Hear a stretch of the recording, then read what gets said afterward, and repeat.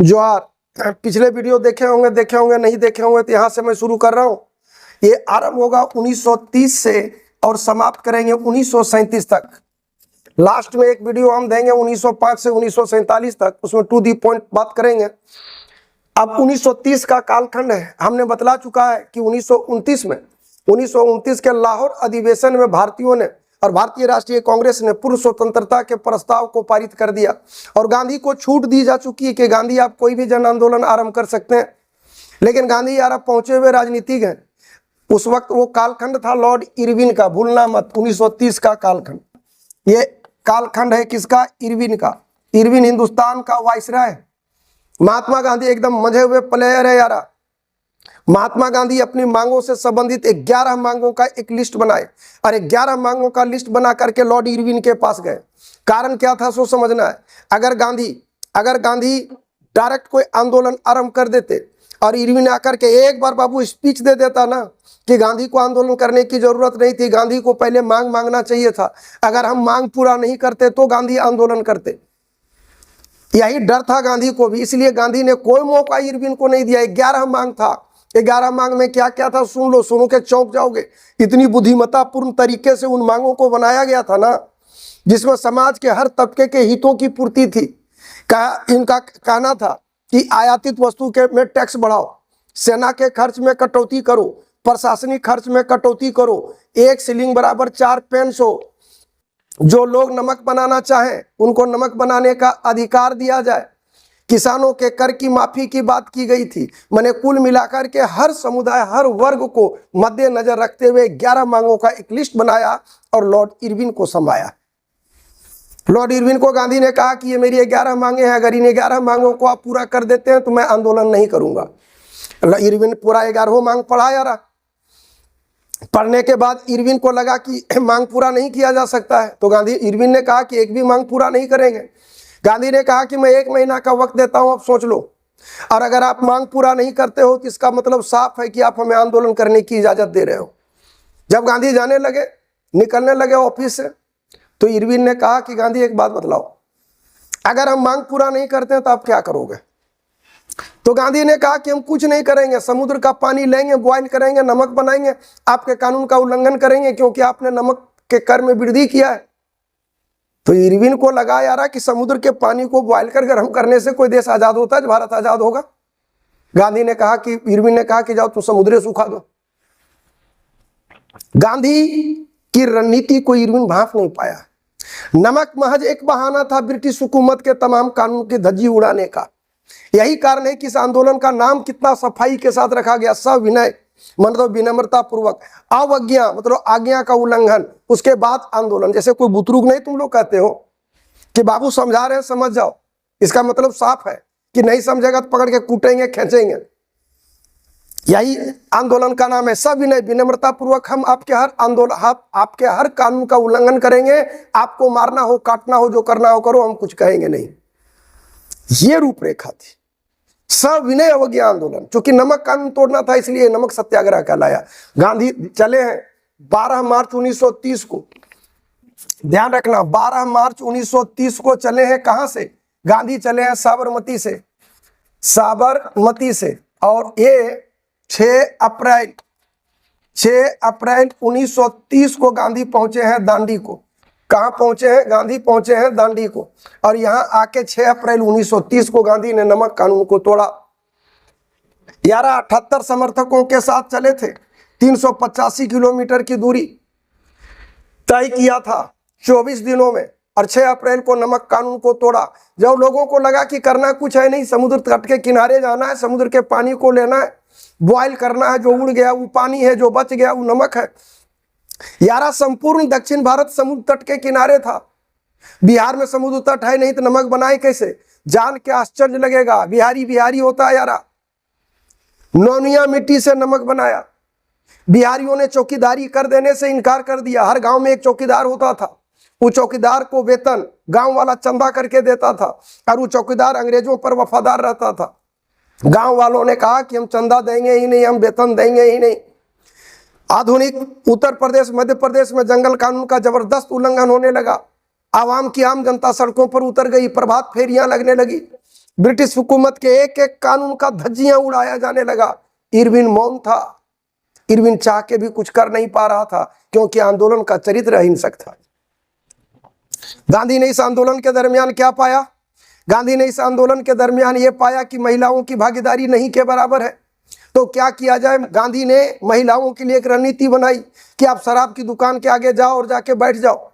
बैठ जाओ का मतलब ये नहीं कि दुकान के शटर को खोलने नहीं दो, नहीं, ऐसा बैठो कि दुकान अगला खोल भी ले, आने जाने वाला ग्राहक आ भी जाए, चल भी जाए। अब तुम ही दिल पर हाथ रख के बतलाओ, कोई भी दारू पीने वाला दरपिया जो पियक्कड़ होगा, कितनों बड़ पियक्कड़ होता है यार, उसके मोहल्ले की अगर महिलाएं जाके बैठी हो तो जाने में हाड़ हिलता है।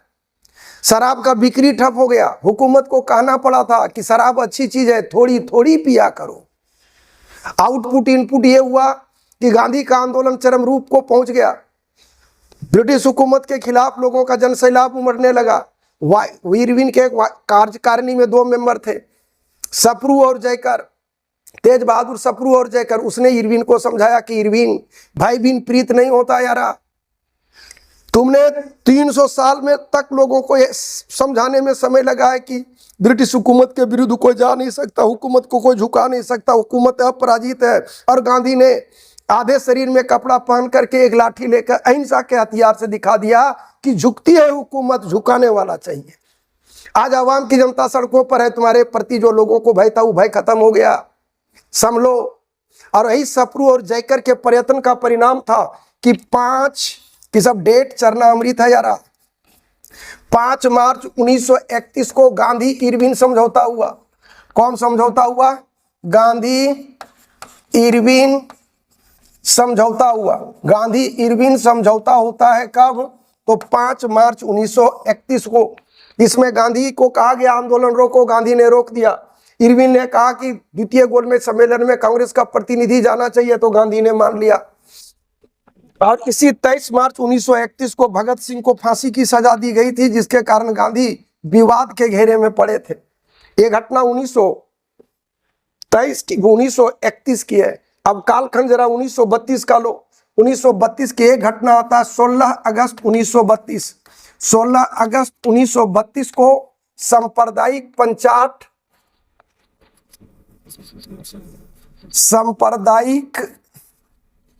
पंचाट या कॉमनल अवार्ड दिया गया। ये कहोगे ये क्या है? ये कुछ नहीं है।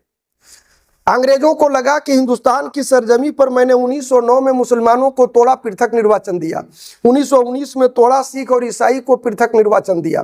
तो आज मुस्लिम, सिख, ईसाई को रेस्ट धर्म वालों से हमने तोड़ दिया, अपना बना लिया, बहुत बड़े समुदाय के बहुत बड़े तबके को। अब अगर नहीं तोड़े हैं तो एक ही तबका था, वो तबका था हिंदू। तो हिंदू तबके में किसको तोड़ा जा सकता है? तो अंग्रेजों ने टारगेट बनाया, मोहरा बनाया जिसको, वो कोई और नहीं था, वो हिंदुस्तान के हिंदू समाज के हरिजन तबका के लोग थे। इसमें बाबा साहब भीमराव अंबेडकर के माध्यम से 1932 में मैकडोनाल्ड और इरविन की अंबेडकर के बीच एक समझौता हुआ, जो सांप्रदायिक पंचाट या कॉमनल अवार्ड के नाम से जाना जाता है। जरा समझना, यहाँ पर हरिजनों को 75 सीट दिया गया पृथक निर्वाचन के तहत। ध्यान रखना, पृथक निर्वाचन के तहत 75 सीट दिया गया। ध्यान रखना। उन दिनों गांधी अरवदा जेल में थे। जैसे गांधी को पता चला कि पृथक निर्वाचन के तहत हरिजनों को 75 सीट दिया गया यारा, गांधी वहीं भूख हड़ताल पर बैठ गए। उस वक्त हरिजन का ज्यादातर तबका गांधी को साथ दिया। लोग, गांधी का कहना यही था कि माना कि हरिजन अछूत है, लेकिन ये तो समझो कम से कम हरिजन हिंदू तो है। माना कि हरिजनों को मंदिर प्रवेश नहीं दिया जाता, लेकिन ये तो एक्सेप्ट करना होगा ना कि हिंदू समाज का एक हिस्सा है। पृथक निर्वाचन के तहत क्या होगा? उम्मीदवार खड़ा होगा, वो हरिजन होगा, वोट देने वाले केवल हरिजन होंगे, तो हरिजन केवल हरिजन का नेता होकर रह जाएगा। ये बाबा साहब भीमराव अंबेडकर को गांधी समझा रहे हैं कि बाबा साहब, छुआछूत की विचारधारा को सामाजिक परिवर्तन के माध्यम से, के बयार के माध्यम से समाप्त किया जा सकता है, लेकिन हरिजन सिर्फ हरिजन का नेता जब हो जाएगा, हरिजन कभी समाज का नेता नहीं हो पाएगा। अन्य समाज के कथित तौर पर ऊंची जाति वाले लोगों को लगेगा कि इन्हीं हरिजनों के कारण मेरा अधिकार मारा गया है, तो हरिजन और बदतर स्थिति में चला जाएगा। इसलिए कम से कम हरिजन को हिंदू समाज का हिस्सा तो रहने दीजिए, नहीं तो समाज के कथित तौर पर ऊंची जाति वाले लोग कहीं हरिजनों को समाज से ही बाहर ना कर दें, ये भय है। आउटपुट इनपुट ये हुआ कि दबाव तो पड़ा, क्योंकि गांधी ने बार बार कहा कि आज तक जिनको पृथक निर्वाचन दिया गया उनका मजहब अलग है, और यहाँ पहली बार ऐसा हुआ कि हिंदू समाज के एक तबके को तोड़ा जा रहा है।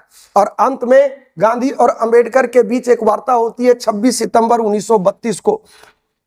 26 सितंबर 1932 को एक वार्ता होती है जो गांधी अंबेडकर वार्ता के नाम से जाना जाता है। गांधी अंबेडकर वार्ता के नाम से जाना जाता है। इसमें गांधी ने कहा कि पृथक निर्वाचन हटाओ, इसके जगह पर 148 सीट आरक्षण के तहत दिया गया यारा रिजर्वेशन, मतलब उम्मीदवार हरिजन होगा, वोटर हिंदू मुस्लिम सिख ईसाई ब्राह्मण चमार सब होगा। वही गांधी ने कहा कि अगर आरक्षण के तहत जाएगा तो हरिजन का नेता नहीं होकर के हरिजन समाज का नेता होगा, आज नहीं तो कल समाज उसको एक्सेप्ट करेगा। और वही हुआ भी। घटना 1932 की थी, लेकिन गांधी को लगा कि ना, अगर आजादी प्राप्त करते हैं तो एक ऐसी अपंग और अपाहिज आजादी को हम प्राप्त करके आखिर करेंगे ही क्या। यही कारण था कि गांधी 1933 में निकल गए हरिजन यात्रा पर। और यही हरिजन यात्रा में यारा साउथ इंडिया गए, हरिजनों की बस्ती में जाते, उनके घरों के टॉयलेट बाथरूम वगैरह भी साफ करते, हरिजनों के जत्थे को लेते, मुख्य सड़क पर लाते, मुख्य कुआं तालाब में लाते, जहां उन लोगों को प्रवेश करना मना था, कुआं का पानी पीना मना था, वहां नहलाते धुलाते, और भजन गायन करते करते उस मंदिर में प्रवेश करते जहां उन लोगों को प्रवेश की इजाजत नहीं थी। वाकई गांधी एक युग है, गांधी एक दर्शन है, गांधी महज दो शब्द नहीं है यारा। कयामतकारी प्रभाव पड़ा, लेकिन ये कदम गांधी उठा रहे थे। यही कारण था कि लोगों ने उतना विरोध नहीं किया, लेकिन प्रतिक्रिया तो आनी थी, और प्रतिक्रिया आया भी। और यही हुआ 1934 में गांधी के काफिले पर बम मारा गया। 1934 के बाद 1935 ले लो, ब्रिटिश हुकूमत को ये समझ में आ चुका है, ब्रिटिश हुकूमत को ये समझ में आ चुका है कि भारतीयों में राष्ट्रीयता का ज्वर इतना चरम पर है कि भारतीयों को रोक पाना ब्रिटिश हुकूमत के बलबूते के बाहर का चीज है। इसलिए भारतीयों के हाथों में अब अधिकार नहीं देंगे तो भूचाल खड़ा करेगा। इसलिए भारत सरकार अधिनियम 1935 लाया। और 1935 का 2 पॉइंट दिमाग में जरूर रखना, प्रांत से द्वैध शासन को समाप्त किया, प्रांत से द्वैध शासन को समाप्त किया, और केंद्र प्रांत से द्वैध शासन समाप्त किया।